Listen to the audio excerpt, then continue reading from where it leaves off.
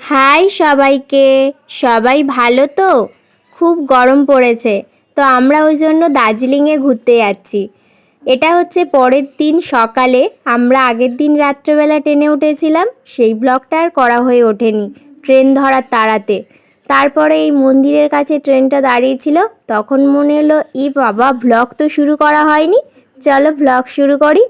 তো আমাদের ট্রেন এখন যাচ্ছে নিউ জলপাইগুড়ি স্টেশনের দিকে। আমরা ওখান থেকেই দার্জিলিংয়ে যাব, চলো। এখন আমরা চলে এসেছি নিউ জলপাইগুড়ি স্টেশনে। এখন আমরা গাড়ির দিকে যাব, আমাদের গাড়ির দিকে, সেখান থেকেই যাব দার্জিলিং। এখানে প্রচুর গাড়ি দাঁড়িয়ে আছে, সবসময় থাকে, এটা তো সিজন, তাই জন্য আরও একটু বেশি দাঁড়িয়ে আছে। আমরা এত গাড়ির মধ্যে আমাদের গাড়িটা খুঁজে পেয়েছি। খুঁজে পেয়ে আমরা ভিতরে বসে আছি, আর ওরা উপরে মালগুলো সেট করছিল। তো আমরা চলতেও শুরু করে দিয়েছি দার্জিলিংয়ের উদ্দেশ্যে। আর এটা হচ্ছে মহানন্দা নদী, এখানে চড়া পড়ে গেছিলো। আর এই জিনিসটা আমার খুব ভালো লেগেছে, সামনে আর্মিদের গাড়ি যাচ্ছে আর আমরা পিছন পিছন যাচ্ছিলাম, বেশ ভাল লাগছিল। আর পাহাড়ি রাস্তা, আমরা আস্তে আস্তে উঠছি, আর এত ব্যাগ আছে না যে আমার শরীর খারাপ হয়ে গেছিলো। ওই ব্যাগগুলো পার হচ্ছে গাড়িটা, তত আমার মাথা মানে গা গুলিয়ে গুলিয়ে উঠছিল, মাথা ঘুরছিল।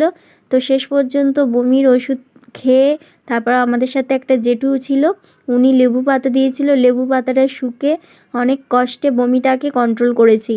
তারপর চা বাগানের দেখা মিলল, চা বাগান, কন্টিনিউ চা বাগান দেখতে দেখতে যাচ্ছিলাম, বেশ ভাল লাগছিল। যত উপরের দিকে উঠছিলাম তত ঠান্ডা ঠান্ডা লাগছিল, গরমটা আস্তে আস্তে কমছিল, তো আরও বেশি ভাল লাগছিল।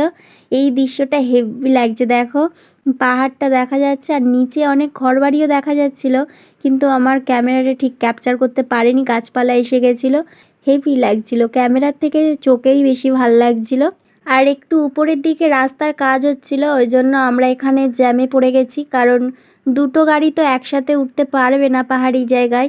একদিক থেকে গাড়ি উঠছে আর একদিক থেকে গাড়ি নামছে। আর এই ব্যাগগুলো যখন পার হচ্ছিল না, আর যত উপরের দিকে উঠছিল, নিচের দিকে তাকালে মনে হচ্ছিল মনে হয় পুরো একদম শেষ হয়ে গেলাম এক্ষুনি।